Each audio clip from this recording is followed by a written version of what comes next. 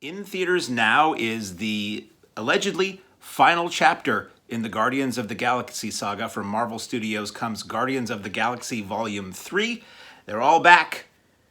As far as I can recall, they're all back from the previous films. This movie picks up with all the dangling story threads from Guardians of the Galaxy 2 and the various other Avengers movies, and actually does incorporate elements from the Guardians of the Galaxy Holiday Special, which was a Disney Plus thing, which I personally enjoyed. Very light, no consequences hour, very silly, but I enjoyed it. Little references into there to that, which I appreciated, and it's the latest and last, apparently, as I said, voyage for the crew of the Guardians of the Galaxy. So I've always liked the Guardians of the Galaxy movies. It's a comic that I'd never heard of. It's one of the rare, I think, Marvel movies where the films are a huge hit despite not really having any name recognition for the general public when the first movie came out, at least. But you've got your Star-Lord, you've got your Gamora, you've got your Rocket Raccoon, you've got your blue-faced lady, your green-faced lady, you got your Groot. I'm sorry, I don't remember all the names. I really do like these movies, but Marvel movies I see in the theater, and they're a wonderful spectacle. I almost always like them, and then I don't ever really think about or watch them again. So the way all these movies tie in so intricately to each other in a series of films, in a franchise like this, but also in the greater Marvel Cinematic Universe, as they call it, I don't really remember. So like there are things I'm like, why is that happening now? Why is it? I'm not a fan who watches these things over and over again. So I take it. I play the part rather convincingly of the ignorant moviegoer. I'm the guy who just goes in and I do these videos to just like, if you're just a normal person, this is my reaction to it, and this is what you're going to get. There's my reaction, and then this is what the movie's like. So what is this movie like, you fool, you fool? This, it was fun, but also very sad and dark. I appreciated this movie a lot. Special effects are great. You can see it in 3D. I wasn't able to. I saw it in IMAX, and it was actually formatted for IMAX. If you care about those things, it filled the screen corner to corner, top to bottom, side to side. It wasn't just like occasionally shots that were in IMAX. That was kind of cool. The end credits were more widescreen, but anyway, didn't see it in 3D. I've heard from some that the 3D was good. I love 3D. I have, as I often will mention, to no benefit of my own, I have AMC's A-List, and with that, I don't have to pay extra to see 3D, so I'm like, give me every bell and whistle. Give me 3D, give me Sensurround, give me Rumble Rama, give me Dolby, give me seats that shake, give me somebody who comes over and hands you a cookie and a blanket, whatever. Anything that can help. Some movies need all the help they can get. So I saw this in IMAX 2D, and it looked great, fantastic effects, fun, but very dark. Low stakes, which I liked. Relatively low stakes. I find it tiresome when every superhero movie is the end of the world, the end of the universe, time itself will be shredded. We get so many of these movies now that after a while, end of the world just becomes kind of ho-hum and tiring. So this is a movie that is about a specific thing that has a slightly greater implications. Rocket Raccoon, the talking raccoon in the film, suffers a near-fatal incident, and in order to save his life, the Guardians must go to a far-off place and get a specific thing that will allow them to operate on Rocket and save him. In doing so, we learn his origin story, basically. And it's basically a story, if you boil it down to our real world, it's a story about animal testing and torture and cruelty and all of that, which is a real-world thing that's really not too happy, as it shouldn't be.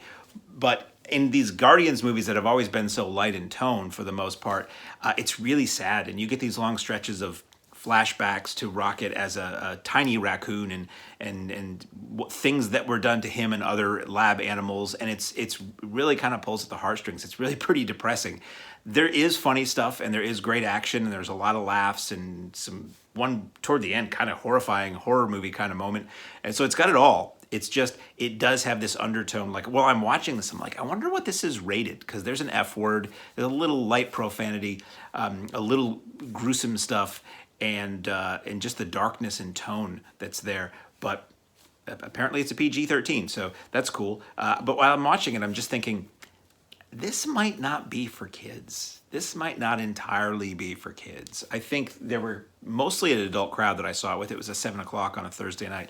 I'm sure kids will go see it. I'm sure kids will like it. I was talking to my mother actually over the weekend, about the fact that she took me to see Saturday Night Fever when I was a kid. I was 3 years old. I saw it at the drive-in, and she thought it was just this fun disco movie. If you know Saturday Night Fever, you know it's not a disco movie and it's not for kids.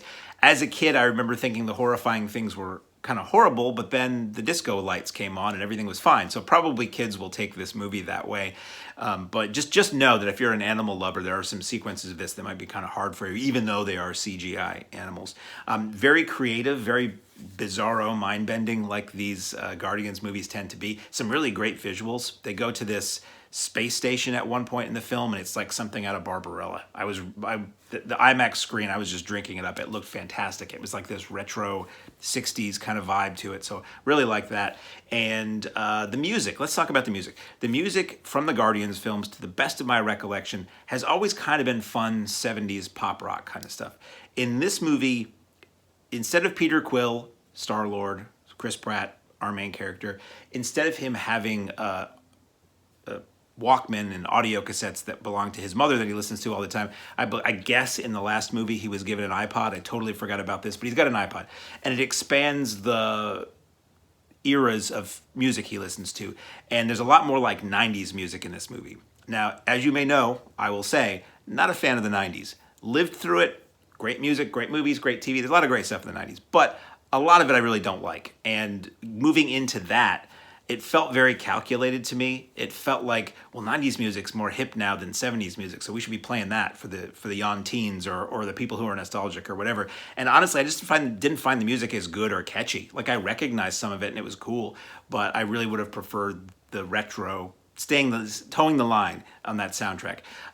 Some cameos in the film that are cool. There is a mid-credits sequence. There is a tail end of the credit sequence, as we've come to expect in Marvel movies. I always like to tell you, because those credit sequences are so long now, that if you really have to go to the bathroom and you can definitively know there's nothing coming, allow me to free you to relieve yourself. And there are moments that I always love when I see modern effects-heavy movies where the names are scrolling by, and there's like what I think of like as a freeze frame moment where it's always in the effects neighborhood where it's like 10 names across, and you could pause it and it's just the screen is completely filled with names from edge to edge for moments just scrolling by. So many effects houses work on these movies. It's insane. It's not just like one company that does it. So I thought Guardians 3 was fun. It is, I don't want to say definitively the last movie, because any film franchise can always figure out a way to make more. They do say something at the end that indicates in some form this series will continue,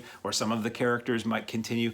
But it does feel like a nice way to wrap it up. It's a shame that they only made 3. I really like these. This is the kind of thing where I wish it was the old days when studios could just, movies were cheaper and not as effects heavy, but the old days where you could just keep cranking them out and you'd get like 6 or 8 of these things. But actors age, and certain ones don't want to keep putting that makeup on and doing that same character forever. So we are here at the end with Guardians of the Galaxy Volume 3. I don't know that I've said anything of substance about this movie. If you want to see it, you've probably already seen it. If you were waiting for me to say something about it to see it, well, that's an honor. That's silly to me. But anyway, Guardians of the Galaxy Volume 3 from Marvel Studios, in theaters now in IMAX and 3D and regular digital and all that hoo-ha.